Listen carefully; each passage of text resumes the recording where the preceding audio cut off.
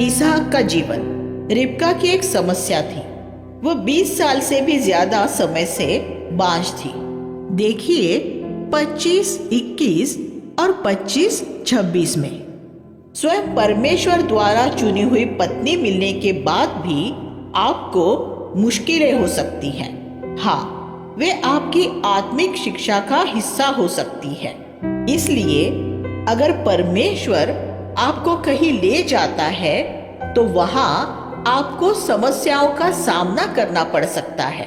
समस्याएं ये नहीं दर्शाती कि आप परमेश्वर की इच्छा से बाहर निकल गए हैं। नहीं, इसका अर्थ सिर्फ ये है कि आपको प्रार्थना करनी है और परमेश्वर से आपकी समस्याओं को दूर करने के लिए कहना है। इसहाक ने प्रार्थना की और परमेश्वर ने उसकी मुश्किल को दूर कर दिया। उसकी पत्नी रिबका गर्भवती हुई। रिबका ने जुड़वा बच्चों को जन्म दिया। याकूब एसाव की एड़ी को दबोचे हुए पैदा हुआ।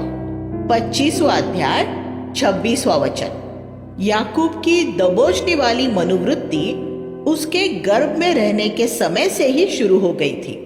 वह आगे निकल जाने के लिए दौड़ा, लेकिन नहीं निकल पाया। एसाव पहले आया, इसलिए उसने उसकी एड़ी पकड़ ली।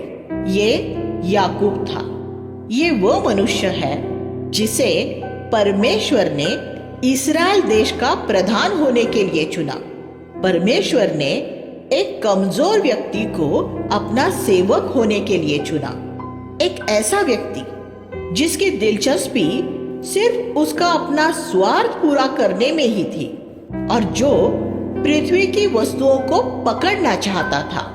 उन्होंने उसका नाम याकूब अर्थात चालाकी से हथिया लेने वाला रखा। हमारे जैसे गिरे हुए पापियों के लिए ये कितना उत्साहवर्धक है। हमारा प्रभु धर्मियों को नहीं, पापियों को बुलाने के लिए आया। इसहाक अपने पिता अब्राहम की तरह बुद्धिमान व्यक्ति नहीं था। इसहाक के घर में भेदभाव था। इसहाक एसाव के पक्ष में था और रिबका याकूब के पक्ष में थी। ऐसी मनोवृत्तियां से ही घर टूटते हैं। उनके माता पिता के पक्षपात की वजह से एसाव और याकूब उनके जीवन भर एक दूसरे के दुश्मन बने रहे। पिता ने एक पुत्र का पक्ष लिया और माता ने दूसरे पुत्र का पक्ष लिया। इसलिए दोनों लड़के एक दूसरे से ईर्ष्या करने वाले हो गए और इसमें कोई शक नहीं कि इस वजह से इसहाक और रिबका में भी विभाजन हो गया होगा। जब उन्होंने परमेश्वर द्वारा चुने गए एक जोड़े के रूप में अपना जीवन शुरू किया था, तब उनका विवाह कितना सुंदर था और वे दोनों एक दूसरे से कितना प्रेम करते थे। लेकिन अपने बच्चों के बीच भेदभाव रखने की वजह से उनका वैवाहिक संबंध पूरी तरह बर्बाद हो गया। इसमें सबसे अफसोस की बात इस भेदभाव की वजह है जो इसहाक के मामले में उसका खाने से प्रेम था। उसे हिरण का वो मांस बहुत पसंद था जो एसाव शिकार करके लाता रहता था। याकूब अच्छा शिकारी नहीं था, इसलिए इसहाक उसकी ज्यादा परवाह नहीं करता था। इसहाक द्वारा याकूब को दी गई आशीष का कारण भी उसका हिरण के मांस का प्रेम था, जिसकी वजह से बहुत सी मुश्किलें पैदा हुई। इसहाक जैसा पेटू व्यक्ति अपने घर में एक ऐसा अच्छा पिता नहीं हो सकता जैसा अब्राहम था। ईश्वरीय पिताओं के ऐसे पुत्र हो सकते हैं जो मूर्खतापूर्ण काम करते हैं। अध्याय 26:7 में इसहाक के एक और मूर्खता भरे काम को देखते हैं, लेकिन यहाँ वह अपने पिता के झूठ के पद चिन्हों पर चला था। जब इसहाक गरार नगर में था तब लोगों ने उससे उसकी सुंदर पत्नी रिबका के विषय में पूछा। उसने उनसे कह दिया कि वह मेरी बहन है। ये वही झूठ था जो उसके पिता ने 2 बार उसकी माता सारा के विषय में कहा था, अध्याय 12 और अध्याय 20 में। लेकिन इसहाक ने अपने पिता की गलती से कुछ नहीं सीखा था। ये जरूरी नहीं है कि जो गलतियां हमारे माता पिता ने की हैं वे हम भी करें। एक समझदार व्यक्ति दूसरों के गलतियों से सीखता है कि वह स्वयं उन्हें न दोहराए। लेकिन इसहाक के विषय में यह कहना पड़ेगा कि परिवार से बाहर लोगों से व्यवहार करने के मामले में उसमें उसके पिता के कुछ अच्छे गुण भी थे। हम 26-18 में ये पढ़ते हैं कि इसहाक ने वे कुएं दोबारा खुदवाए जो पहले उसके पिता ने खोदे थे और जिन्हें पलिश्तियों ने ईर्ष्यावश बंद कर दिए थे। वे कुएं अब्राहम के थे क्योंकि वे उसने खुदवाए थे और अब वे इसहाक के थे। लेकिन गरार के चरवाहों ने इसहाक के सेवकों के साथ झगड़ा किया और कहा, ये पानी हमारा है। जब इसहाक के सेवकों ने उसे बताया तो उसने वो कुआं छोड़ दिया। जैसे अब्राहम ने लूत को वो भूमि दे दी जो उसने चाही, उसने भी यहां अपने पिता की तरह ही किया। फिर इसहाक ने एक और कुआं खुदवाया, पद 21, और गरार वासियों ने उसके लिए भी उससे झगड़ा किया। दूसरी बार भी इसहाक ने कहा, वह भी उन्हें दे दो। फिर उसने वहां से दूर हटकर एक और कुआं खुदवाया। गरारवासी अब लज्जित हुए और उन्होंने उस कुएं के लिए झगड़ा नहीं किया। इसलिए इसहाक ने उसका नाम ये कहते हुए रहोबोत रखा कि अंततः प्रभु ने हमें बहुत स्थान प्रदान किया है और हम इस देश में फूले फलेंगे। इस वाक्यांश रहोबोत, अंततः प्रभु ने हमें बहुत स्थान प्रदान किया है, पर विचार करें। इसहाक ने अपने लिए जोर जबरदस्ती से लोगों को धक्का देकर अपने लिए जगह तैयार नहीं की। नहीं, उसने अपना अधिकार त्याग दिया और प्रभु ने उसके लिए जगह तैयार की और वह फूला फला। यरूशलेम का निर्माण करने का यही सही तरीका है। ये धारा अब्राहम से शुरू हुई, अपने अधिकार को त्याग देना। इसहाक में से आगे बढ़ी और दशकों बाद इसहाक के पोते यूसुफ में से प्रवाहित हुई। हमें इस सिद्धांत के अनुसार जीना चाहिए। मैं पृथ्वी की चीजों के लिए झगड़ा नहीं करूंगा और उनके पीछे नहीं भागूंगा।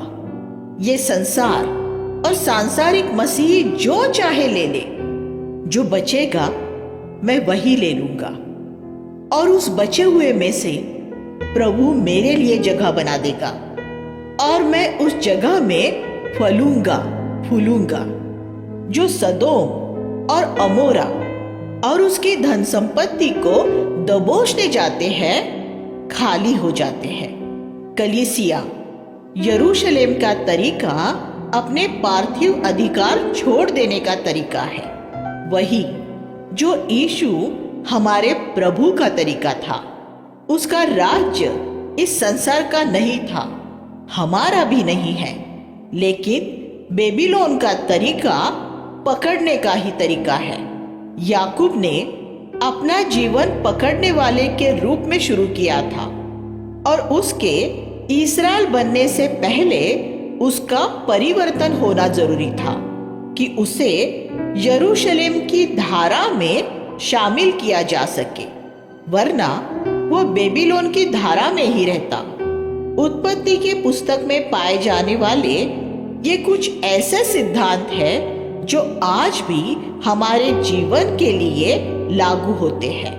उन विश्वासियों की संख्या को देखें जो मसीह जगत में पद और आदर के लिए संघर्ष करते हैं। एक मसीह अगुआ या प्राचीन होने की सबसे बड़ी योग्यता आपके अंदर अगुआ न बनने की अभिलाषा होना है, क्योंकि आपको इस बात का पूरा पूरा यकीन है कि आप एक अगुआ होने के योग्य नहीं हैं।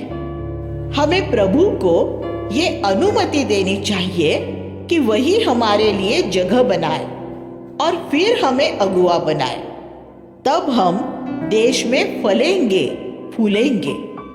अगर हम अपने लिए जगह बनाने की कोशिश करेंगे तो हम कभी फलवंत नहीं होंगे। ये एक निश्चित बात है। अध्याय 26-28 में हम देखते हैं कि वह व्यक्ति जो इसहाक का शत्रु था, अंत में उसके पास आया और उसने बोला, हमने स्पष्ट देखा है कि यहोवा तेरे साथ है। और उसने इसहाक के लिए भोज दिया। ये परमेश्वर का तरीका है। परमेश्वर का जन अपने शत्रुओं के साथ शांति का समझौता करता है। अगर हमारा शत्रु भूखा है तो हमें उसे खाना खिलाना है। ये यरूशलेम धारा का मार्ग है। 26वें अध्याय 34 और 35 में हम पढ़ते हैं, जब एसाव 40 वर्ष का हुआ तो उसने बेरी की हित्ती बेटी यहूदित और हित्ती एलोन की बेटी बासमत को ब्याह लिया। और इन बहुओं के कारण इसहाक व रिबका को दुख हुआ। यहाँ हम देखते हैं कि इसहाक अब्राहम की तरह अपने पुत्र के लिए एक साथी ढूंढने के मामले में सचेत नहीं था। उसने एसाव को उसकी पसंद से विवाह करने दिया। इसहाक ने एसाव का पक्ष लेने द्वारा उसे बिगाड़ दिया था। इसहाक की दिलचस्पी एसाव द्वारा चुनी गई पत्नी से ज्यादा उस खाने में थी जो वो उसके लिए लाता था। आज हमारे लिए पवित्र शास्त्र में इस तरह की कुछ चेतावनियां भी है। इसहाक के जीवन के अंतिम दिनों में उसकी आंखें धुंधली पड़ गई थी। ये कोई गंभीर बात नहीं है। जैसे जैसे हमारी उम्र बढ़ती है, हमारी आंखें प्राकृतिक रूप से कमजोर हो जाती है। लेकिन इसमें अफसोस की बात यह थी कि इसहाक की आत्मिक नजर भी कमजोर और धुंधली पड़ गई थी। हम जैसे जैसे बूढ़े होते हैं तो हमारा बाहरी मनुष्य खत्म होता जाता है, लेकिन हमारा भीतरी मनुष्य ज्यादा बलवान और हमारी आत्मिक नजर ज्यादा तेज होनी चाहिए। मगर इसहाक के साथ ऐसा नहीं हुआ। वह जानता था कि जब उसके दोनों बच्चे रिबका के गर्भ में ही थे तब परमेश्वर ने क्या कहा था, बड़ा छोटे का दास होगा। लेकिन उसने फिर भी परमेश्वर के वचन का विरोध करते हुए अपनी आशीष बड़े लड़के को देनी चाहिए। क्या आप उसकी गलती देख सकते हैं? उसने 27 दूसरे और तीसरे वचन में एसाव से कहा, मेरी मृत्यु निकट है, तू अपना धनुष बाण लेकर जा और मेरे लिए शिकार लिया। ये बूढ़ा व्यक्ति जिसका एक पैर कब्र में है, अब भी खाने के विषय में सोच रहा है। इसमें कोई हैरानी की बात नहीं है कि उसने अपनी आत्मिक दृष्टि खो दी थी।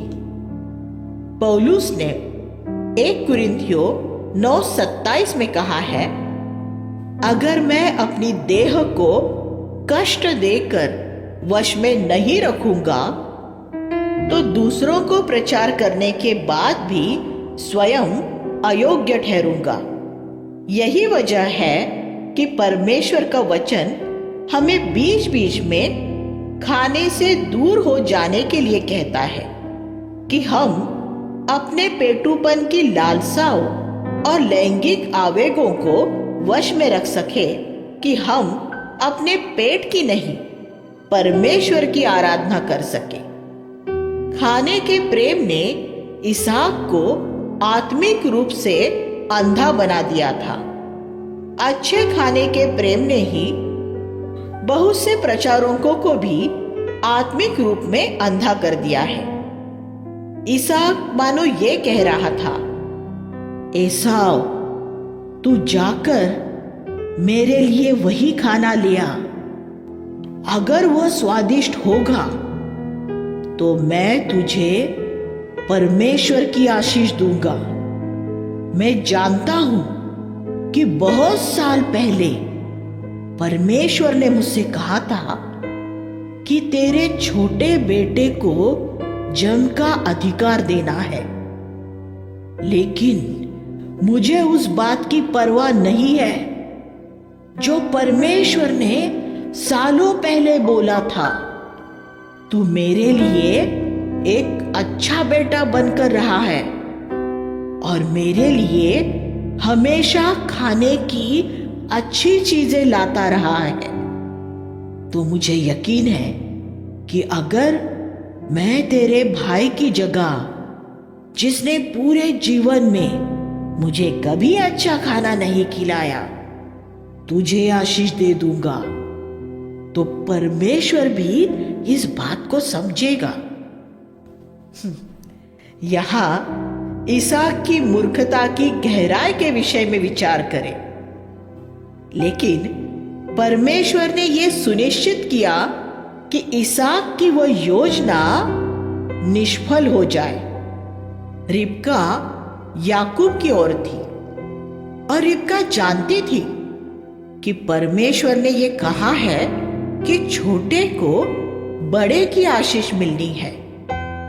इसलिए जब उसने ये सुना कि इसहाक एसाव को आशीष देने वाला है, तो उसने एक युक्ति द्वारा परमेश्वर की मदद की कि वह अपनी प्रतिज्ञा पूरी कर सके।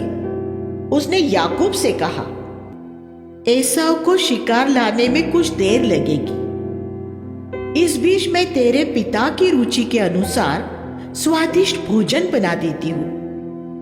तो अपने ऊपर एक जानवर की खाल ओढ़ लेना और अपने भाई की तरह रोहिंदार होने का अभिनय करना और अपने पिता के पास वो खाना ले जाना। लेकिन क्या परमेश्वर को याकूब के लिए अपनी प्रतिज्ञा पूरी करने के लिए रिबका की चतुराई भरी युक्तियों की जरूरत थी? रिबका ने वही गलती की जो अब्राहम ने हाजिरा के मामले में की थी। अब्राहम ने यह सोचा होगा, परमेश्वर को मदद की जरूरत है। ऐसा लग रहा है जैसे प्रतिज्ञा किया हुआ पुत्र ऐसे नहीं आएगा। मुझे पुत्र पाने के लिए हाजिरा के साथ सहवास करना चाहिए। या रिबका ने भी कुछ इसी तरह की बात की। अब शायद परमेश्वर को कुछ मदद की जरूरत है, क्योंकि ऐसा लग रहा है जैसे एसाव को आशीष मिल जाएगी। मुझे याकूब की मदद करनी चाहिए कि आशीष पर उसकी ही पकड़ हो सके। मैं आपको इस बात में भरोसा देना चाहता हूं कि उसकी प्रतिज्ञाओं को पूरा करने के लिए परमेश्वर को हमारी मदद की जरूरत नहीं होती है। यकीनन वह ऐसा हरगिज नहीं चाहता कि उसके काम को आगे बढ़ाने के लिए हम चालाकी करें और झूठ बोले। बहुत से मसीह ऐसा सोचते हैं कि अगर किसी बात का परिणाम अच्छा है तो उस परिणाम तक पहुंचने के तरीके भी अच्छे माने जा सकते हैं। अगर हमारा अंतिम लक्ष्य अच्छा है तो इससे कोई फर्क नहीं पड़ता कि हम वहां कैसे पहुंचे हैं। लक्ष्य आत्मिक होना चाहिए और वहां तक पहुंचने के तरीके भी आत्मिक होने चाहिए। अगर परमेश्वर चाहता है कि याकूब को पहलौठे का अधिकार मिलना चाहिए, तो उसे पाने का तरीका भी आत्मिक होना चाहिए। इसी तरह अगर ये परमेश्वर की इच्छा है कि हर एक मनुष्य को सुसमाचार सुनाना है, तो उसे सुनाने का तरीका भी आत्मिक होना चाहिए। हमें सुसमाचार प्रचार या कलीसिया स्थापन का काम चालाकी या धोखे से नहीं करना चाहिए। ऐसे ईश्वरीय लक्ष्य ईश्वरीय तरीकों से ही पूरे किए जाने चाहिए। और अगर एक ईश्वरीय तरीके से काम करने का चुनाव करने की वजह से हमें ऐसा लगता है कि हम उतना हासिल नहीं कर पा रहे हैं जितना कि दूसरे लोग ईश्वर विहीन तरीकों से हासिल कर रहे हैं, तो कोई बात नहीं। लेकिन परमेश्वर का काम करने के लिए हम आत्मिक सिद्धांतों में समझौता नहीं कर सकते। लकड़ी, घास फूस और भूसे का एक विशाल भवन बनाने से अच्छा यही है कि हम अपने पूरे जीवन भर सोने, चांदी और मूल्यवान पत्थरों का सिर्फ एक छोटा सा ढांचा ही बनाएं, क्योंकि वह विशाल भवन उस अंतिम दिन आग में भस्म होने वाला है। आप क्या कर रहे हैं? क्या आप एक ईश्वरीय लक्ष्य को ईश्वरीय तरीकों से पूरा कर रहे हैं? एसाव ने अपने पहलौठे अधिकार को तुच्छ जाना था। 27:34 में लिखा है कि जब उसे ज्ञात हुआ कि उसने अपनी आशीष खो दी है, तो दुख भरे स्वर में जोर से चिल्लाया। अब उसे वर्षों से पहले अपने पहलौठेपन के अधिकार को बेचने के फैसले पर पछतावा हुआ। उस समय उसने सोचा होगा कि वो अपने सीधे साधे भाई याकूब से उस समय चालाकी से दाल भी ले लेगा और बाद में पहलौठेपन का अधिकार भी ले लेगा। लेकिन अंत में परमेश्वर ने एसाव की चालाकी खत्म कर दी। परमेश्वर जानता है कि बुद्धिमानों को उनकी चतुराई में कैसे फंसाना है। 1 कुरिन्थियों 3:19। परमेश्वर ने यह सुनिश्चित किया कि पहलौठेपन का अधिकार याकूब को ही मिले। इसलिए चतुराई से युक्तियां करने वाले सभी सावधान रहे। जो कुछ तुम अभी बो रहे हो, अंत में परमेश्वर द्वारा वही काटोगे। इब्रानियों 12:16 और 17 कहता है, तुम में से कोई भी दुराचारी और एसाव जैसा न हो, जिसने एक बार के भोजन के लिए अपने पहलौठेपन का अधिकार बेच दिया। तुम जानते हो कि इसके बाद जब उसने वह आशीष पानी चाहिए तो वह अयोग्य गिना गया। जब आप जवान होते हैं, तब आप अपने जीवन में एक फैसला करते हैं। अपनी जवानी में खास तौर पर नैतिक मामलों में आप एक दोराहे पर आते हैं। इसी वजह से यहाँ दुराचारी लोगों के विषय में कहा गया है। क्या आप पहलौठेपन का अधिकार चाहते हैं?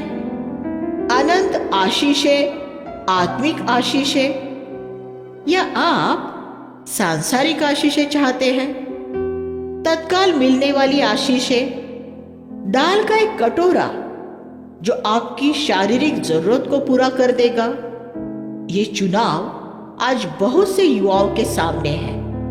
वह चुनना जो अनंत, आत्मिक और भविष्य में है, या वह चुनना जो अस्थाई, भौतिक, शारीरिक और तुरंत उपलब्ध है। हम अक्सर इस दोराहे पर आते रहते हैं। मूसा भी वहां आया था, लेकिन उसने पाप के आनंद, मिस्र की संपत्ति और फिरौन की बेटी का पुत्र कहलाने के सम्मान को इनकार कर दिया था।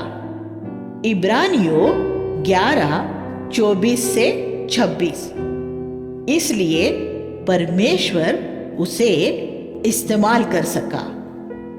आप में से बहुत लोग इस समय उस दोराहे पर खड़े हैं। आप ये कह सकते हैं, मैं थोड़ा समय इन बातों में आनंद मना लूं, बाद में मैं मन फिरा लूंगा और आत्मिक आशीषें भी पालूंगा। मैं आपको बता देना चाहता हूं कि आप ये नहीं कर पाएंगे।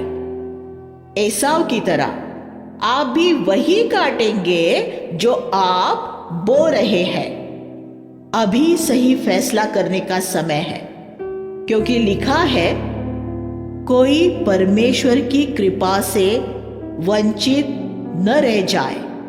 इब्रानियों 12:15। हम में से कोई परमेश्वर की कृपा से वंचित न हो और उसका अंत एसाव की तरह न हो। याकूब का जीवन अध्याय 28 में हम ये पढ़ते हैं कि याकूब कैसे अपने घर से दूर चला जाता है। रिबका ने एसाव के क्रोध से बचाने के लिए उसे अपने भाई लाबान के पास भेज दिया। याकूब उस समय तक अविवाहित था और उस समय शायद लगभग 70 साल का था। 28:11 कहता है, क्योंकि सूर्य अस्त हो गया था। हालांकि ये एक भौगोलिक वास्तविकता के विषय में है, लेकिन याकूब के जीवन पर सूर्य वास्तव में अस्त हो गया था और ये उसके लिए आत्मिक रीति से भी कहा जा सकता था। वो संसार के लिए जी रहा था और उसने बेईमानी की थी और सब छीना ही था। फिर भी परमेश्वर अपने दया में याकूब से मिला और उससे कहा कि उसके जीवन के लिए उसके पास एक बड़ा उद्देश्य है। मैं तेरे दादा अब्राहम का परमेश्वर और इसहाक का परमेश्वर यहोवा हूं। परमेश्वर ने उससे कहा, जिस भूमि पर तू लेटा है उसे मैं तुझे और तेरे वंश को दूंगा। तेरे वंश के द्वारा पृथ्वी के सारे घराने आशीष पाएंगे। पद 13 और 14। इसे अब्राहम की आशीष कहा गया है। गलातियों 3:14। परमेश्वर ने जब अब्राहम को बुलाया था तो उसने उससे कहा था, मैं तुझे आशीष दूंगा और पृथ्वी के सारे घराने तुझ में आशीष पाएंगे। 12वां अध्याय 2 और 3। परमेश्वर ने वही वचन यहां याकूब के लिए दोहराया है। गलातियों 3:14 में हमें बताया गया है कि जब हम पवित्र आत्मा पाते हैं तब ये आशीष हमारी हो जाती है। तो पवित्र आत्मा से भरे जाने का उद्देश्य क्या है? निश्चय ही वह अन्य भाषाओं में बोलना नहीं है। परमेश्वर द्वारा उसके बच्चों को दिए गए अनेक वरदानों में से ये सिर्फ एक है। दुर्भाग्यवश बहुत से मसीहों ने इसको बहुत बढ़ा चढ़ा दिया है, लेकिन ये मुख्य उद्देश्य नहीं है। शारीरिक चंगाई भी मुख्य बात नहीं है। पौलुस को उसकी देह में चुभाए गए कांटे से भी कभी चंगाई नहीं मिली। पवित्र आत्मा से भरे जाने का प्रमुख उद्देश्य ये है कि परमेश्वर हमें आशीष दे सके और हम पृथ्वी पर जिस परिवार के भी संपर्क में आए उनके लिए वो हमें एक आशीष बना सके। जब परमेश्वर हमें पवित्र आत्मा से भरता है तो हम सभी लोगों के लिए एक आशीष होंगे। कोई भी हमसे मिलने के बाद आशीष पाए बिना नहीं रहेगा। ये बात उन स्त्रियों की तरह है जो बहुत से सुगंधित द्रव्य लगाती है।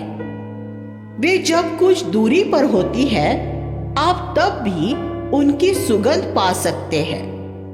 वे जहां भी जाती है, लोग उनके सुगंधित द्रव्य सूंघ सकते हैं। ऐसा ही हमारे साथ भी होगा। अगर हम किसी घर में प्रवेश करेंगे तो हम वहां चाहे 5 मिनट रहे या 5 दिन, हम उस घर को आशीषित करेंगे। ये अब्राहम की आशीष है। जीवन के जल की नदियों की धारा का वो प्रवाह जो सभी जगह के प्यासे लोगों के लिए एक आशीष है। परमेश्वर ने उस रात याकूब से कहा, तेरे लिए मेरी यही बुलाहट है, मैं तेरे साथ हूं। जब परमेश्वर हमें पवित्र आत्मा से भर देता है तो वो हमारे साथ रहता है। पद 15, उसने याकूब से कहा, मैं तेरे साथ हूं, मैं तुझे संभाले रहूंगा और मैं तुझे वापस लाऊंगा और मैं तुझे तब तक नहीं छोड़ूंगा जब तक मैं उन बातों को पूरा न कर दूं जिनकी मैंने प्रतिज्ञा की है। तब याकूब नींद से जाग उठा और बोला, ये स्थान कितना भयानक है। ये परमेश्वर के घर के सिवाय और कुछ नहीं हो सकता, वरन ये स्वर्ग का द्वार बेतेल ही है। लेकिन ये देखे कि परमेश्वर की ऐसी अद्भुत प्रतिज्ञा के प्रति उसकी प्रतिक्रिया कैसी थी। असल में उसका जवाब ये था, प्रभु, मुझे उन सब बातों में कोई दिलचस्पी नहीं है। बस तू इस यात्रा में मुझे संभाले रखना। मुझे खाने को रोटी और पहनने को कपड़ा मिलता रहे और रास्ते में तू मुझे दुर्घटनाओं और लुटेरों से बचाना और तू मेरे पिता के घर मुझे सुरक्षित वापस ले आना।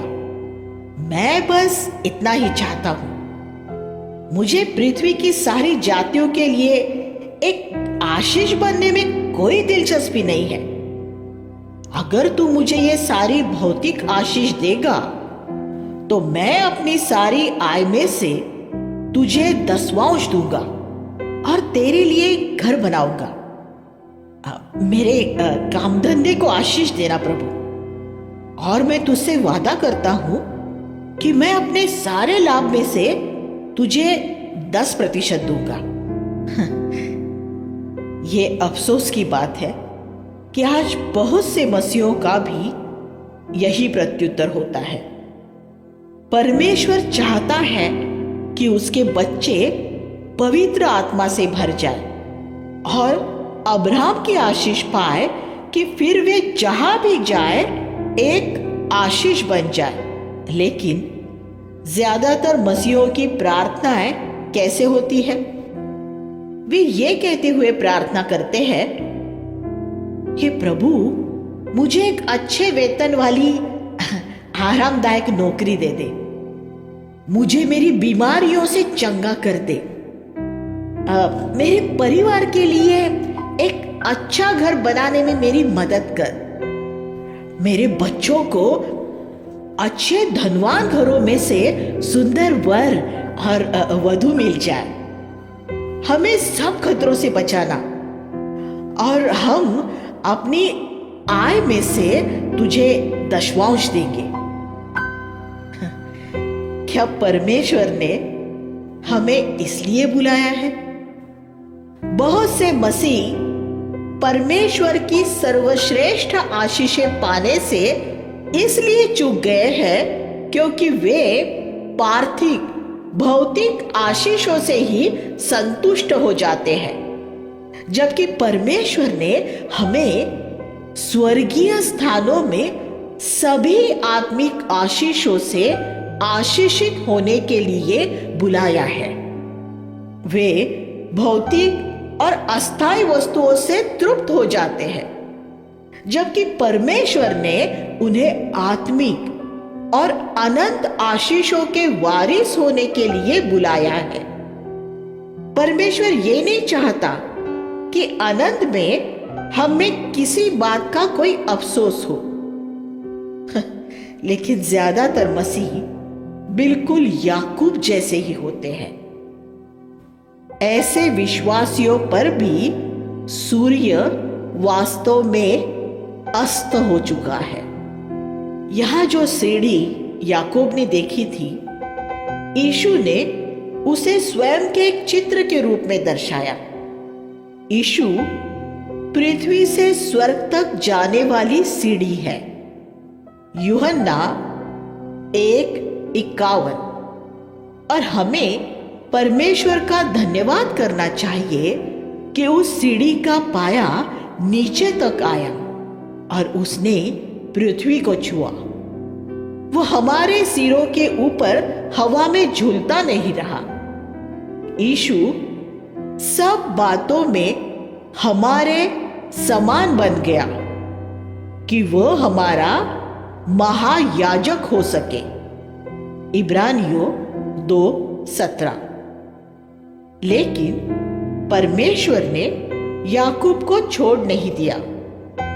उसका याकूब को तोड़ने का पक्का इरादा था, क्योंकि उसके टूटने के बाद ही वो उसे आशीष दे सकता था। लेकिन परमेश्वर ने यह कैसे किया? ये इस तरह हुआ कि परमेश्वर ने याकूब का सामना एक उससे भी ज्यादा धूर्त व्यक्ति लाबान से होने दिया। याकूब, जिसने अपने भाई और पिता को धोखा दिया था, अब एक ऐसे व्यक्ति से मिला जिसने उसे धोखा दिया। एक बड़े ही दिलचस्प तरीके से लाबान ने याकूब को धोखा देकर उसका विवाह राहेल से न करते हुए लिया से कर दिया। उन दिनों विवाह से पहले एक बड़ा भोज होता था और लाबान ने, जो बड़ा धूर्त था, कहा, हम विवाह के भोज का आयोजन रात में करेंगे कि लोगों के चेहरे साफ नजर ना आ सके। भोज में उसने याकूब को मदिरा पिलाकर मदहोश कर दिया कि याकूब को उसके आसपास होने वाली बातों के विषय में कुछ जानकारी न रहे। तब लाबान ने याकूब के हाथ में एक बड़े घूंघट में छुपी लड़की का हाथ देते हुए उससे पूछा कि क्या वो उससे विवाह करने के लिए तैयार है। याकूब ने ये मानते हुए कि वो राहेल ही है, हाँ कह दिया और उसका विवाह हो गया। अंधेरी रात में वो उसके तंबू में उसके साथ लेटी और वो उसकी दुल्हन का मुंह न देख सका। अगली सुबह उठने पर उसने जाना कि वो तो लिया थी। आखिरकार याकूब को उससे भी बड़ा धोखेबाज मिल गया, जिसने उसे धोखा दिया और उसने पत्नी पाने के लिए 7 साल तक काम किया था। उसने लाबान से कहा, मैंने राहेल से विवाह करना चाहा था। लाबान ने कहा, मुझे अफसोस है, लेकिन हमारी परंपरा है कि हम पहले बड़े लड़की का विवाह करते हैं। अगर तुझे राहेल चाहिए तो मेरे लिए 7 साल तक और काम कर। और याकूब को हाँ कहना ही पड़ा। परमेश्वर ने इस तरह याकूब की मानवीय ताकत खत्म करनी शुरू की। यहाँ एक सुंदर पद है जिसने मेरे हृदय को तब बहुत आशीष दी थी जब मैं एक युवा विश्वासी था। 29-20 में हम पढ़ते हैं, याकूब ने राहेल के लिए 7 वर्ष तक सेवा की और राहेल के प्रेम के कारण ये वर्ष उसे थोड़े ही दिन जान पड़े। याकूब कोई मेज कुर्सी पर बैठकर काम नहीं करता था। वो खुले मैदानों में भेड़ बकरियों की देखभाल करने वाला कठोर परिश्रम करता था। उसे दिन में तेज धूप सहनी पड़ती थी और रात को ठंड में बाहर रहना पड़ता था। इसमें उसका स्वास्थ्य भी खराब हो गया था। लेकिन यह लिखा है कि फिर भी वे साल उसे कुछ दिन ही जान पड़े, क्योंकि राहेल के लिए याकूब का प्रेम इतना तीव्र और सशक्त था। और मैंने सोचा, अगर याकूब एक स्त्री के लिए इस तरह सेवा कर सका तो मुझे प्रभु की सेवा किस तरह करनी चाहिए, जिसने मुझसे प्रेम किया और मेरे लिए अपनी जान दी। आज 56 साल बाद मैं ये साक्षी दे सकता हूं कि मेरे लिए ये साल कुछ दिनों जैसे ही रहे हैं। जब हम प्रभु की सेवा प्रेम से करते हैं और धन, आदर, आराम या नाम के खोजी नहीं होते, तो उस सेवा के आनंद की तुलना किसी और बात से नहीं हो सकती। क्या आपको प्रभु की सेवा का काम भारी लगता है? ये इसलिए है क्योंकि आप प्रभु को अपने पूरे हृदय से प्रेम नहीं करते। अध्याय 30। अंततः याकूब ने लाबान के साथ बेईमानी शुरू कर दी और गलत तरीकों से उसकी भेड़ें चुराने लगा। और फिर जब उसके पास काफी पशुधन इकट्ठा हो गया तो उसने एक दिन चुपचाप चले जाने की योजना बनाई। अध्याय 31। फिर उसने सुना कि एसाव उससे मिलने आ रहा है। वह डर गया क्योंकि उसने सोचा कि वह जरूर उसे मार डालने के लिए ही आ रहा होगा। लेकिन अध्याय 32 में हम एक अद्भुत बात पाते हैं। हालांकि 20 साल बाद भी याकूब वही हड़पने और चालाकी करने वाला व्यक्ति था, फिर भी उसे मार्ग में परमेश्वर का दूत मिला। हम में से कोई ऐसे स्वार्थी व्यक्ति के साथ अपना समय खराब नहीं करना चाहेगा। ये देखने के बाद कि एक व्यक्ति 20 साल से धोखा दे रहा है और जो आदेश उसे दिए गए उन्हें नहीं मान रहा है, तो पृथ्वी पर कौन उसे अपने कर्मचारी के रूप में बनाए रखेगा? ऐसे व्यक्ति को हर जगह से निकाल दिया जाएगा। लेकिन परमेश्वर ने याकूब को नहीं निकाला। और यद्यपि हम बहुत सी बातों में निष्फल होते हैं, वह आपको और मुझे भी नहीं निकालता। वह फिर भी अपने दूतों द्वारा हमसे मिलता है। इस बात के लिए परमेश्वर की स्तुति कीजिए। स्वर्गदूत शब्द का अनुवाद संदेश वाहक भी हो सकता है। जब परमेश्वर आपके मार्ग में एक संदेश वाहक भेजता है तो ये आपके लिए उसके प्रेम का चिन्ह है। जब परमेश्वर आपको आपके हाल पर छोड़ देता है तो उसका एक चिन्ह ये होगा कि फिर वह अपने संदेश के साथ आपके पास किसी संदेशवाहक को नहीं भेजेगा। परमेश्वर अपना प्रेम हम पर प्रकट करने के लिए अपने संदेशवाहक हमारे पास भेजता है, खास तौर पर तब जब हम किसी खतरे या बुराई का सामना करने वाले होते हैं। जब याकूब ने यह सुना कि एसाव उससे मिलने आ रहा है, तो वो उससे बचने की युक्ति सोचने लगा। जिन पत्नियों को वो पसंद नहीं करता था, उसने उन्हें आगे कर दिया और राहेल और खुद को सबसे पीछे रखा कि अगर वे सब मर भी जाए, फिर भी राहेल और वो बचकर निकल जाए। याकूब अभी तक पहले जैसा ही स्वार्थी व्यक्ति था।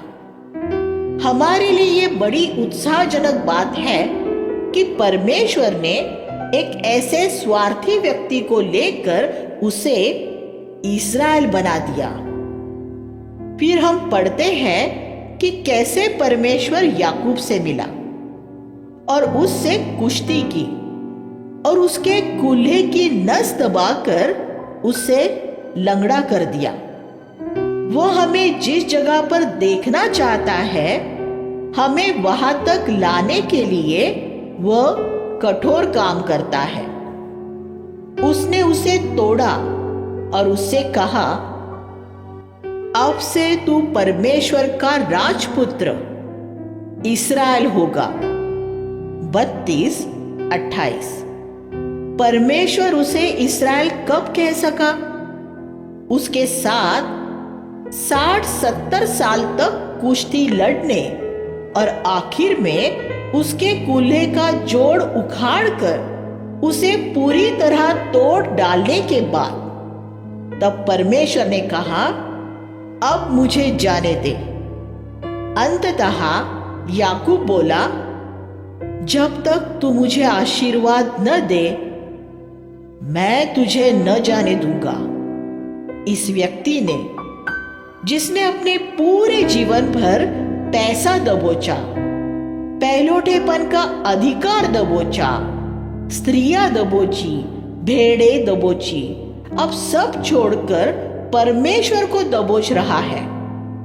वो मानो ये कह रहा था, हे परमेश्वर, मैं अब तक धन, स्त्रियां, जायदाद और बहुत सी पार्थिव भौतिक बातों के लिए जीता रहा हूं, लेकिन अब मैं सिर्फ तुझे चाहता हूं।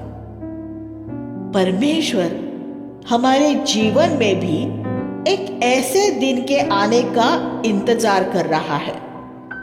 फिर उसने जो याकूब से कहा था, वही वह हमसे भी कहेगा। अब से तू पकड़ने या धोखा देने वाला याकूब नहीं कहलाएगा। अब तू परमेश्वर का राजपुत्र इस्राएल कहलाएगा, क्योंकि तूने परमेश्वर के साथ संघर्ष किया है और तू प्रबल हुआ है। याकूब प्रबल होने वाला कब बन सका? जब उसके कूल्हे की हड्डी उसके जोड़ से उखड़ गई। हम पवित्र शास्त्र के आरंभ में ही इस महान सत्य को देखते हैं। हमें सामर्थ से भरने से पहले परमेश्वर को हमें तोड़ना पड़ता है। कोई महान, शक्तिशाली, विश्व स्तर का योद्धा नहीं, बल्कि एक टूटा हुआ व्यक्ति ही, जो याकूब की तरह अपनी लाठी का सहारा लेता है, परमेश्वर का राजपुत्र बन सकता है।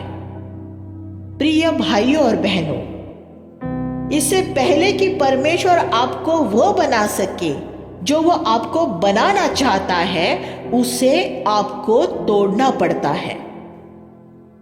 फिर हम अध्याय 32-31 में ये सुंदर शब्द पढ़ते हैं, सूर्योदय हो गया। ये फिर से एक भौगोलिक वास्तविकता है, लेकिन याकूब के जीवन में सच्ची आत्मिकता का उदय होना भी है। 20 साल पहले उस पर सूर्य अस्त हुआ था, पर अब सूर्य उदय हो गया था। अध्याय 34। याकूब के 12 पुत्र थे, लेकिन उसकी एक पुत्री भी थी, दीना। और दीना ने जब एक दिन अकेले ही घूमने जाने का फैसला किया तो उसने याकूब के लिए बड़ी समस्या पैदा कर दी। इस अध्याय में सभी लड़कियों के लिए एक चेतावनी है। सभी लड़कियों को ये जानने के लिए अध्याय 34 पढ़ना चाहिए कि दीना ने अपने पिता के लिए कितनी समस्या पैदा कर दी थी। उसने सोचा था कि वो अपनी देखभाल कर सकती है, लेकिन किसी पुरुष ने उसे देखकर पसंद कर लिया और उसे पकड़कर उसका बलात्कार कर दिया। उसके भाई उस पुरुष से इतने क्रोधित हुए कि उन्होंने उसके नगर में जाकर वहां के सारे पुरुषों की हत्या कर दी। और याकूब का नाम उस पूरे क्षेत्र सिर्फ इस वजह से बदनाम हो गया क्योंकि एक लड़की ने एक दिन अकेले घूमने जाने का फैसला किया था। जिस लड़की के सुनने के कान हो वह सुने। अध्याय 35। प्रभु ने अब याकूब से कहा कि वह वापस बेतेल में जाए। एक तरह से देखा जाए तो यह याकूब की ही गलती थी कि वह इतनी सारी समस्याओं में घिर गया था। पनीएल में परमेश्वर से मिलने के बाद अगर वह सीधा बेतेल चला गया होता तो बीच में हुई अध्याय 34 की दुखद और हिंसक घटना कभी न होती। यूसुफ का जीवन। अब हम यूसुफ का जीवन देखते हैं। वह याकूब के 12 पुत्रों में से 11वां था। हम याकूब को यहां वही गलती करते हुए देखते हैं जो उसके पिता ने की थी। उसने भी यूसुफ का पक्ष लिया। अध्याय 37:3। इस्राएल अपने सब पुत्रों से ज्यादा यूसुफ से प्रेम करता था क्योंकि वह उसके बुढ़ापे का पुत्र था और उसने उसके लिए एक रंग बिरंगा अंगरखा बनवाया। अपने बच्चों को नाश करने का सबसे अच्छा तरीका यह है कि आप अपने एक बच्चे को तो एक विशेष उपहार दे, लेकिन दूसरों को न दे और इस तरह एक बच्चे का पक्ष ले। याकूब ने यह पहले ही देखा था कि उसके पिता के घर में पक्षपात ने क्या किया था, फिर भी उसने अपने घर में वही किया।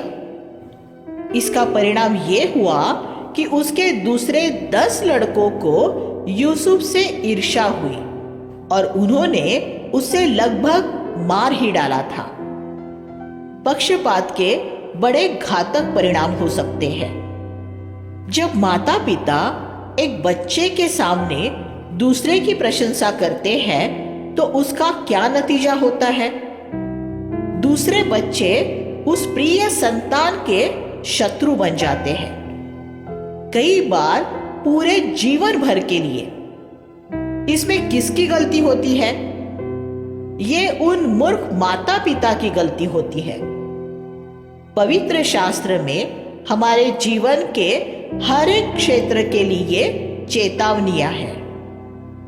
37:18 में हम पढ़ते हैं कि कैसे यूसुफ के बड़े भाइयों ने उसे मार डालने की योजना बनाई। और हम यहाँ परमेश्वर की उस प्रभु सत्ता को भी देखते हैं जिसमें उसने एक भाई द्वारा उस योजना को रोकते हुए उसे यूसुफ को वहां से गुजरते हुए कुछ व्यापारियों के हाथों में बेचे जाने के रूप में बदल दिया। उन व्यापारियों को उस समय वहां किसने भेजा था?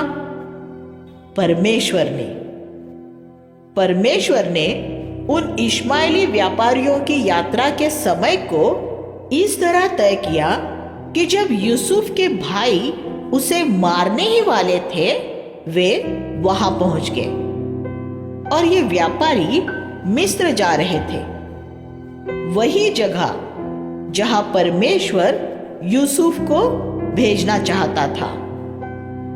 यूसुफ के जीवन में परमेश्वर की प्रभुसत्ता को बार बार काम करते देखना बहुत अद्भुत लगता है। आपके जीवन के लिए भी परमेश्वर के पास एक योजना और उद्देश्य है और उसे कोई निष्फल नहीं कर सकता।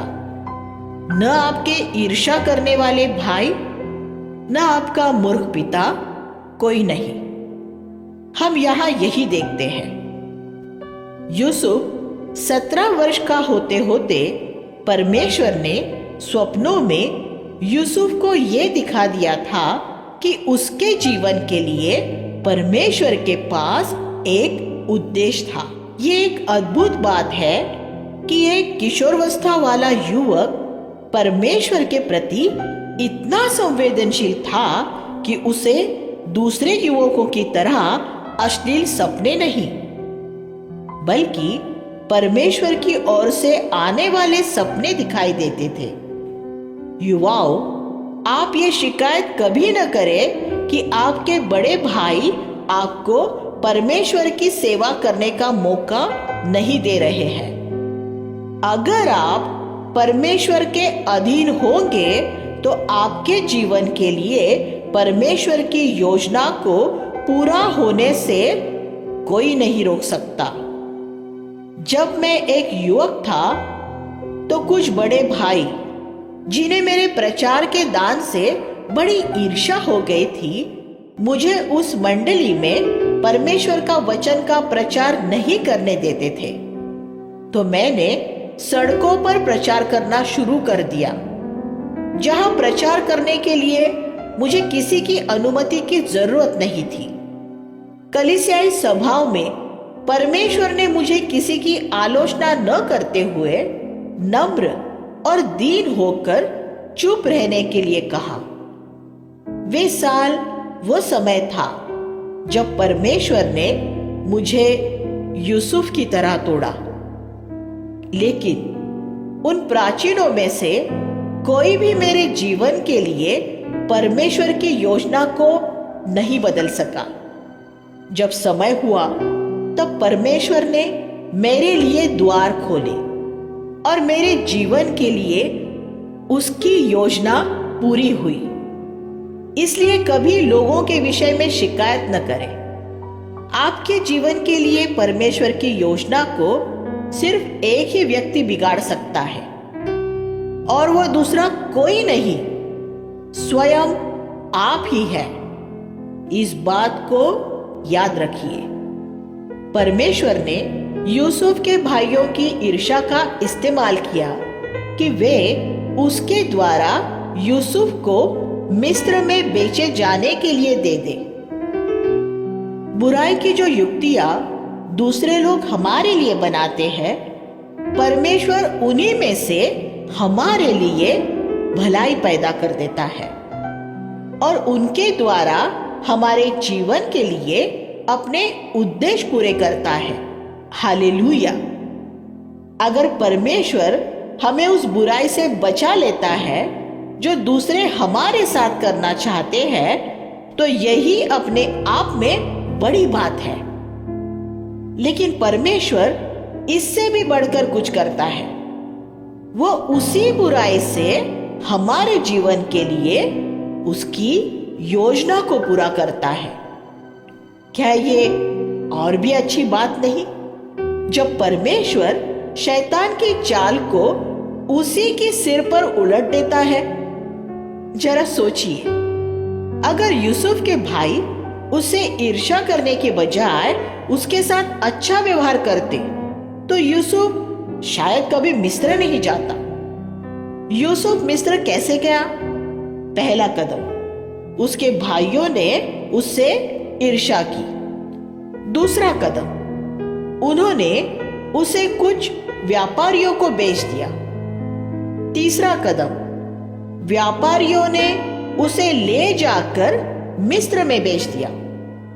इस तरह यूसुफ को मिस्र ले जाने की परमेश्वर की योजना पूरी हुई। इसलिए अगर आप परमेश्वर से प्रेम करते हैं तो आपके साथ दूसरे लोगों द्वारा की जा रही कुछ बुराइयां ऐसी होगी जो अंततः आपके जीवन में परमेश्वर के उद्देश्यों को ही पूरा करेगी। रोमियो 8:28। आपको कुछ परीक्षाओं का सामना करना पड़ेगा। एक गुलाम के रूप में यूसुफ को भी कष्ट उठाने पड़े थे, लेकिन उनके द्वारा उसके जीवन के लिए परमेश्वर की योजना पूरी हुई। परमेश्वर की महिमा हो। एक विश्वास करने वाला व्यक्ति यही कहेगा, यूसुफ का परमेश्वर ही मेरा परमेश्वर है। अगर मैं पूरे हृदय से परमेश्वर से प्रेम करूंगा तो चाहे कितने भी लोग मुझसे ईर्ष्या करें और चाहे कितने भी लोग मेरे खिलाफ दुष्टता की युक्तियां गढ़े, लेकिन वे मेरे जीवन में परमेश्वर की योजना को पूरा होने से नहीं रोक सकेंगे। ऐसा हो कि आपका हमारे अद्भुत युक्ति करने वाले परमेश्वर में ऐसा विश्वास हो। अध्याय 38। यूसुफ की कहानी से हटकर एक दूसरा ही मोड़ ले लेता है।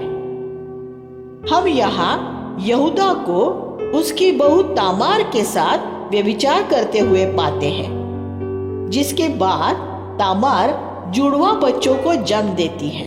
ये एक दिलचस्प बात है कि उन जुड़वा बच्चों में से एक पेरेस द्वारा यीशु की माता मरियम का जन्म हुआ। यीशु एक ऐसे कौटुंबिक व्यभिचार और वेश्यावृत्ति वाली वंशावली में से होता हुआ आया था। हमारे प्रभु ने अपने लिए जानबूझकर ऐसी वंशावली चुनी। मत्ती 1:1-3। उसने ऐसी पापमय वंशावली क्यों चुनी? हम में से कितने लोगों ने अपने लिए ऐसे कौटुंबिक व्यभिचार वाले परिवार को चुना होता? प्रभु ने स्वर्ग से सोच समझकर ये चुनाव किया था कि वह ये दिखा सके कि वह पापियों को, कौटुंबिक व्यभिचार वाले परिवार को भी उद्धार पाने के लिए तथा बुलाने के लिए आया था। अपनी वंशावली में यीशु ने सबसे बड़े पापियों के साथ अपने आप को जोड़ा और उनके साथ अपनी पहचान बनाई। अध्याय 39 एक युवक की अद्भुत कहानी है, जिसने एक आकर्षक और शक्तिशाली स्त्री के प्रलोभन में न पड़ते हुए परमेश्वर के प्रति अपनी विश्वास योग्यता को बनाए रखा था। अनैतिकता से बचने का सिर्फ एक ही तरीका होता है, यही कि उससे दूर भाग जाओ। देखिए 1 कुरिन्थियों 6:18। और यूसुफ ने यही किया। पोतीफर की पत्नी ने उस पर दबाव डाला कि वह उसके साथ व्यभिचार करे। 39:7। लेकिन यूसुफ ने इनकार कर दिया। उसने उसके आसपास भी न रहना चाहा। पद 10। उसने सिर्फ इनकार ही नहीं किया, बल्कि वह प्रलोभन के उस स्रोत से ही दूर भागता रहा। जैसे ही वह दुष्ट स्त्री उसके पास आती थी, वह उससे दूर भाग जाता था। अगर आप उन लोगों के आसपास रहेंगे जो आपको प्रलोभित करते हैं, तो आप प्रलोभनों पर कभी भी प्रबल नहीं हो सकेंगे। परमेश्वर ऐसे युवकों को ढूंढ रहा है जो प्रलोभनों से दूर भागते हैं। एक दिन जब वह उसके साथ घर में अकेली थी, तो उसने यूसुफ को पकड़ लिया। यूसुफ ने जब अपने आप को उससे छुड़ाया, तो उसका अंगरखा उस स्त्री के हाथ में रह गया। इससे वो स्त्री इतनी क्रोधित हो गई कि उसने यूसुफ पर बलात्कार का आरोप लगा दिया। उसका पति गुस्से से भर गया और उसने यूसुफ को जेल में डलवा दिया। यूसुफ ने क्या कुछ सहा उसे देखिए। अपने भाइयों की ईर्ष्या, एक दुष्ट स्त्री द्वारा लगाया गया व्यभिचार का आरोप और कारागार। उन दिनों कारागार भूगर्भ में बनी भयानक काल कोठरियां होती थी, जिनमें चूहे और रेंगने वाले जीव जंतुओं की भरमार होती थी। लेकिन पद 21 में लिखा है कि इन सब रेंगने वाले जीव जंतुओं के अलावा भी कुछ था।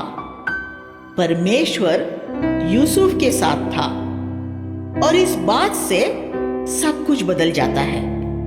अगर प्रभु आपके साथ है तो इससे कोई फर्क नहीं पड़ता कि आप किस तरह की मुश्किलों से घिरे हुए हैं।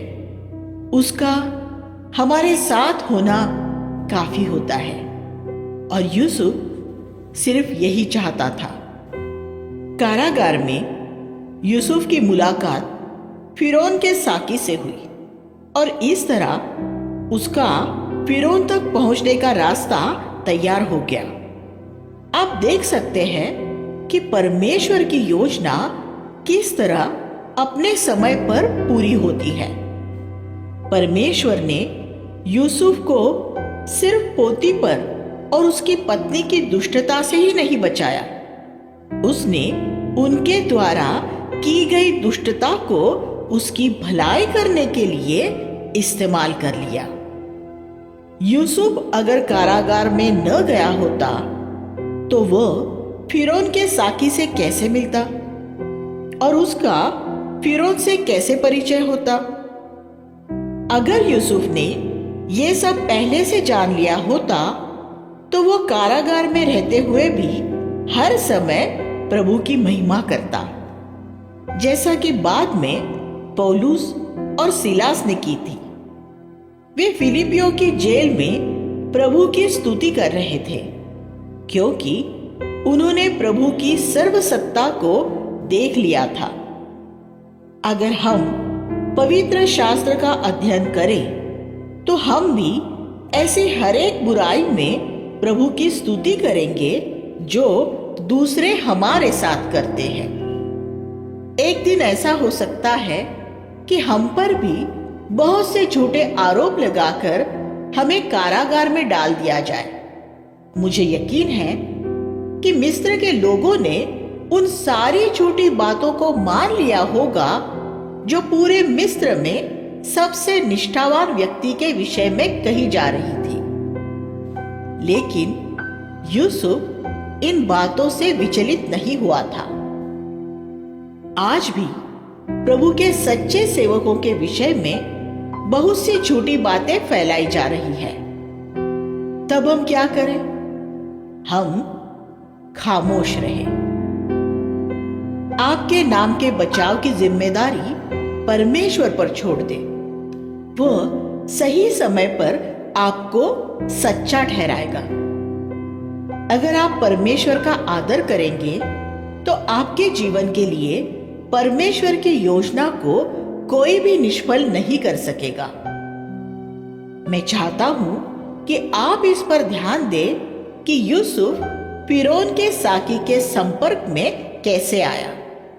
कारागार में चिंता करने के लिए यूसुफ की अपनी बहुत सी समस्याएं थी, लेकिन एक दिन जब उसने कारागार में आए 2 नए कैदियों के उदास चेहरे देखे तो वो अपना दुख भूल गया।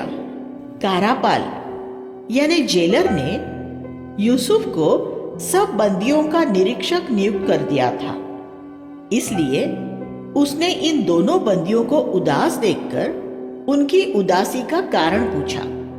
40 साल। तब उसे ये मौका मिला कि वह उनके द्वारा देखे गए स्वप्नों का अर्थ बताए और फिर उनमें से एक साकी के द्वारा एक दिन फिरौन के स्वप्न का भी अर्थ बताए। परमेश्वर अपने ऐसे सेवकों के लिए अद्भुत तरीके से द्वार खोलता है जो विश्वास योग्य रहते हैं और जो अपने दुख को भूलकर दूसरे के दुख में शामिल होते हैं। इस घटना से हम ये सीखते हैं। इसलिए हम सिर्फ अपने ही दुख में दुखी न रहें, हम अपने हृदय संसार के दूसरे जरूरतमंद लोगों के लिए भी खोल कर रखें। बाइबल कहती है, उन्होंने यूसुफ के पैरों में बेड़ियां डाली, लेकिन उसके कारावास के समय काल में उसकी आत्मा को लोहे की सलाखों से बेधा गया।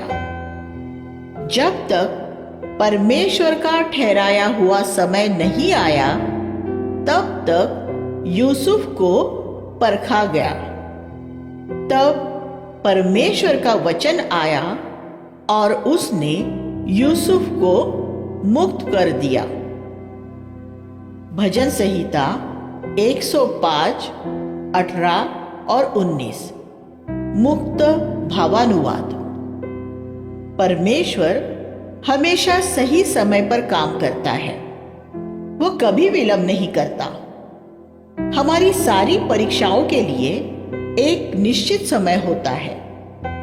जब वह समय पूरा हो जाता है तो वो हमारी मुक्ति की घोषणा कर देता है। लेकिन अगर हम विश्वास योग्य रहेंगे तो तब तक हमारी आत्मा में लोहे की सलाखें उतर चुकी होंगी और हम विश्वास में मजबूत हो गए होंगे।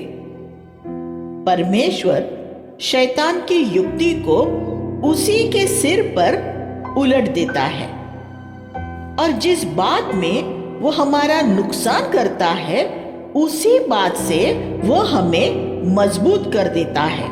हालेलुया। बाकी की कहानी आप जानते हैं कि कैसे उसके भाई भूखे होकर देश में अकाल पड़ने की वजह से अन्न की खोज में आए और कैसे उन्हें बिल्कुल उसी तरह यूसुफ के सामने झुकना पड़ा जैसा परमेश्वर ने 20 साल पहले उसे दिखाया था। परमेश्वर अपने वचन को पूरा करता है। 43, 1 और 2। देश में जब अकाल ने भयंकर रूप ले लिया, तब याकूब ने अपने पुत्रों को मिस्र जाकर वहां से अन्न लाने के लिए कहा। जब भी कहीं अकाल पड़ता है तो आपको उनके पास अन्न लेने जाना पड़ेगा जिन्होंने अकाल से पहले बुद्धिमानी से काम लिया था। भरपूरी के समय में यूसुफ ने बुद्धिमानी से काम लिया था। उसने अनाज को गोदामों में भर लिया था। इसलिए जो भरपूरी के समय आलसी हुए थे, उन्हें भी उसके पास आना पड़ा। बाइबल कहती है, हे आलसी, चींटी के पास जा और उससे सीख। वह ग्रीष्म काल में अपने लिए भोजन का प्रबंध करती है और कटनी के समय भोजन सामग्री इकट्ठी करती है। नीति वचन 6 से 8। इस सत्य को आत्मिक रीति से लागू करें। ऐसे समय में जबकि आपको परमेश्वर के वचन का अध्ययन करने और आत्मिक रीति से भरपूर होने का मौका मिला हुआ है, तो अपने समय का बुद्धिमानी से उपयोग करें। फिर बहुत समय बीत जाने पर जब जीवन के दबाव आपको घेर लेंगे और आपके पास परमेश्वर के वचन का अध्ययन करने का समय नहीं होगा, तो आपको संभालने के लिए आपके पास बुद्धि का बड़ा भंडार होगा। परमेश्वर के वचन से जो आप अभी इकट्ठा करके रख लेंगे, वह न सिर्फ आपको पूरी तरह से तृप्त करेगा, बल्कि आपके पास दूसरों को देने के लिए भी होगा। अपने अविवाहित समय में जब मैं नौसेना में अधिकारी था, मैंने बाइबल का गंभीरता से अध्ययन किया। मैं कभी किसी बाइबल स्कूल में नहीं गया हूं, मैंने यीशु के चरणों में बैठकर पवित्र शास्त्र का अध्ययन किया है। मेरी इस आदत ने मुझे बहुत से प्रलोभनों से बचाकर रखा। वह भरपूरी का समय था, क्योंकि अविवाहित होने की वजह से मेरे पास बहुत समय था। जब आपका विवाह हो जाता है और बच्चे हो जाते हैं, तब आपके पास ज्यादा खाली समय नहीं बचेगा। इसलिए अगर आप ऐसे समय में आलसी होंगे जबकि आपके पास बहुत सा समय है, तो अकाल के समय में आपको पछताना पड़ेगा। इस पाठ को सीखिए और इसे अपने लिए लागू कीजिए। यूसुफ ने अपने भाइयों के साथ एक ईश्वरीय तरीके से व्यवहार किया। अध्याय 45:5 में वह कहता है, परमेश्वर ने तुमसे पहले मुझे यहां भेजा था। फिर पद 7 में वह कहता है, परमेश्वर ने मुझे तुमसे पहले भेजा। और फिर उसने पद 8 में कहा, परमेश्वर ने मुझे भेजा था। उसने अपने भाइयों को बताया, मुझे इश्माएलियों के हाथों में बेचने वाले तुम नहीं, परमेश्वर था। मुझे जेल में भेजने वाली पोतीपर की पत्नी नहीं, परमेश्वर था। अगर हमारे सभी मार्गों में हम परमेश्वर को देख सके, उस बुराई में भी जो दूसरे हमारे साथ करते हैं, तो हम वास्तव में धन्य हैं। क्या आपने इस महिमामय सत्य को देख लिया है? ऐसा कभी ना कहिए, ये व्यक्ति मेरा नुकसान कर रहा है। ये परमेश्वर है जो लोगों को आपके साथ ऐसा करने देता है। यूसुफ ने अपने उन्हीं भाइयों के लिए एक बड़ा भोज आयोजित किया, जिन्होंने उसे गुलाम होने के लिए बेच दिया था। जिन भाइयों ने उसके लिए गड्ढा खोदा था, उसने उन्हें मिस्र की सबसे उत्तम भूमि, गोशेन की भूमि दी थी। 46-34। परमेश्वर के मनुष्य का ऐसा मनोभाव होता है। हम ये भी देखते हैं कि यूसुफ अपने पिता का बहुत आदर करता था। 46-29। हालांकि यूसुफ संसार का दूसरा सबसे शक्तिशाली व्यक्ति था, वह अपने पिता से मिलने के लिए बाहर गया और उसने उसका सम्मान किया।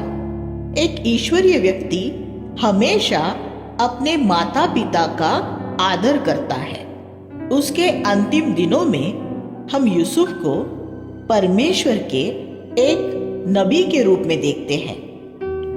अध्याय 47:10 में हम फिरौन को, जो संसार का सबसे बड़ा शासक था, आशीष देता है और फिर अपने पुत्रों को आशीष देता है। यूसुफ ने अपने पुत्रों मनश्शे और एफ्रेम को याकूब के पास लाया और उससे कहा, अपना दाया हाथ मनश्शे बड़े लड़के के सिर पर और बाया हाथ एफ्रेम छोटे लड़के के सिर पर रख। लेकिन याकूब ने ऐसा नहीं किया। उसने अपने हाथ उलटकर छोटे को बड़े से ज्यादा आशीष दी। अब तक याकूब की आंखें भी अपने पिता इसहाक के समान कमजोर हो चुकी थी, लेकिन याकूब में आत्मिक दृष्टि थी जो उसके पिता के पास नहीं थी। वह जानता था कि किसे आशीष देनी है और किसे नहीं। ऐसा क्यों था? ऐसा इसलिए था क्योंकि याकूब ने अपने जीवन में बहुत सी पीड़ा और परीक्षा देखी थी, जबकि उसका पिता काफी सुख शांति में रहा था। परीक्षाओं द्वारा ही परमेश्वर हमारी आत्मिक दृष्टि को तेज करता है। याकूब वो पहला व्यक्ति था जिसने मसीह के आने की नबूवत यानी भविष्यवाणी की थी। उसने अपने पुत्र यहूदा से कहा था कि यहूदा का सिंह उसके वंश में से आएगा और राज करेगा। 49, 9 और 10। 50-20 में हम यूसुफ को वे शब्द बोलते हुए सुनते हैं जो पौलुस ने रोमियो 8 में बोले हैं। तुमने तो मेरे साथ बुराई करने की ठानी थी, लेकिन परमेश्वर ने उसी को भलाई के लिए ले लिया। ये पद पुरानी वाचा में रोमियो 8:28 है। जो परमेश्वर से प्रेम करते हैं उनके लिए वो सारी बातों द्वारा भलाई को ही उत्पन्न करता है। इस तरह हम आरंभ उत्पत्ति की इस अद्भुत पुस्तक के अंत में पहुंचते हैं। इस पुस्तक के अंतिम पद को देखिए। उत्पत्ति का आरंभ इस तरह हुआ था, आदि में परमेश्वर। लेकिन अंतिम शब्द मिस्र में एक ताबूत, कफन है। ये मनुष्य के पाप का परिणाम है। लेकिन मिस्र के उस कफन में से परमेश्वर ने पाप में गिरे मनुष्य के लिए एक अद्भुत छुटकारा तैयार किया। हालेलुया। आइए हम प्रार्थना करें। हे स्वर्गीय पिता, हमें आपके लिए इस पीढ़ी में ईश्वरी लोग बनने के लिए मदद कीजिए। अपनी योजना और उद्देश्य को हमारे जीवन के लिए पूरा कीजिए। हम यीशु के नाम से प्रार्थना करते हैं, आमीन।